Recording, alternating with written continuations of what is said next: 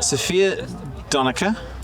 We're here at Throw Pink, right? The Throw Pink Championship, and you had not the best start on round one. Actually, it was a really good start up until the end of round one. Yeah. Not a great ending to round one, but since then you have come back, and today you kind of stormed ahead.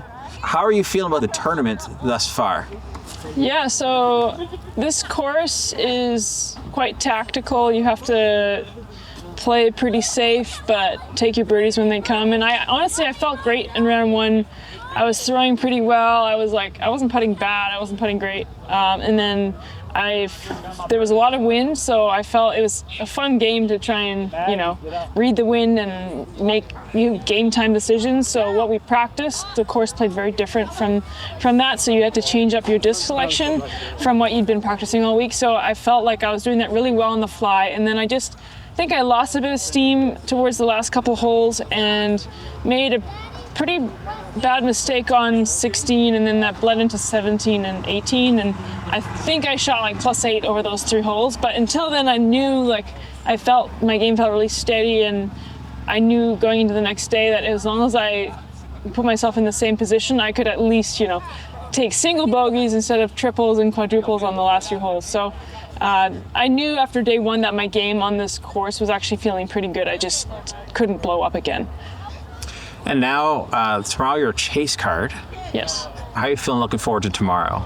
I'm looking forward to tomorrow. I think every day, no matter what card you're on, this course, you feel the nerves on hole one. It's not a very tricky, it's not a hard hole, it's a tricky hole with the 2 Mandos, and I actually got a bogey on it yesterday and barely saved a par today. So I think just being kind to yourself in those first 3 holes and just letting the nerves happen, acknowledging that they're there and that they might affect your game, but then kind of keeping steady and staying in the moment.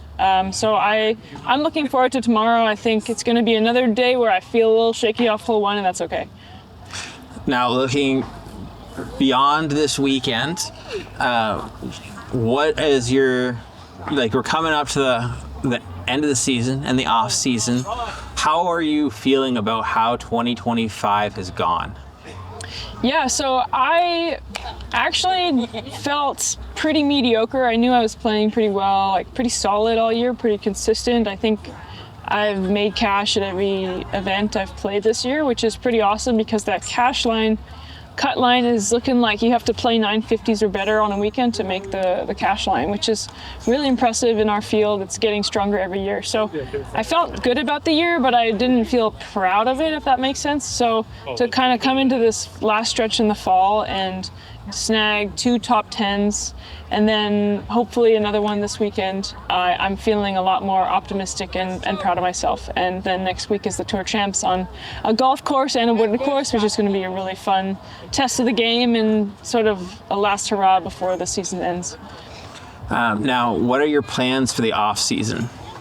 Yeah, so I'm going to go home after Tour Champs next week, back to British Columbia, and I'll probably do a lot of cyclocross racing, a lot of cross training. I'll take a couple weeks off throwing, and then ease back with the basics into the winter, and then hopefully be making another trip down under in the early 2026. What are your goals for the off season? My goals for the off season are to plan out next year.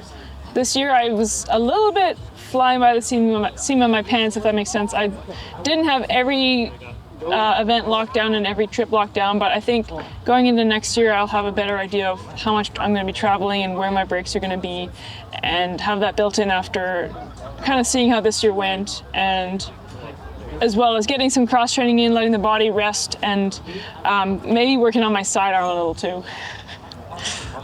What are your goals for next season?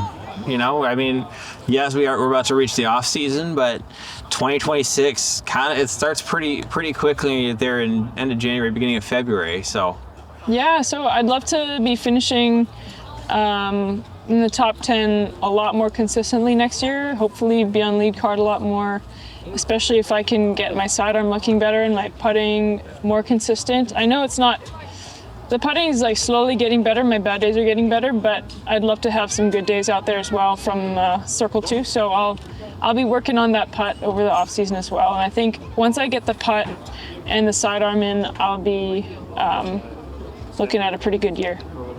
Now, you have a lot of Canadian fans. There's a lot of people back home in Canada that are, they're always watching for you on the scoreboards. They're always cheering for you back home. What does that mean for you? It means a ton to have, an entire country that's so massive, like east to west, rooting for you. And I love having a little team on tour, like Rebecca and Chantel, and sometimes Thomas as well, and Colleen this week as well. It's fun to have the little Canadian group, and we cheer each other on, and we really appreciate everyone from back home that are, watching our scores, sending us positive messages, and posting about us. It really means a lot, and yeah. Now, last thing I want to mention here, you just released your new branding. The S with the little maple leaf in the middle. Yeah.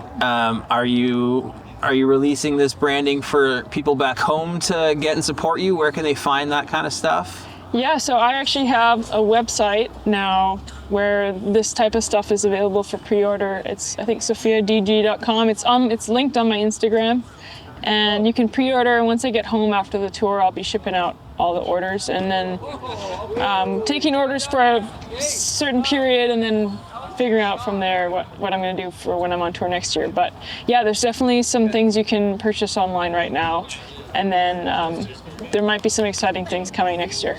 Nice. Well, congratulations on everything this year. Congratulations on making the Tour Champs.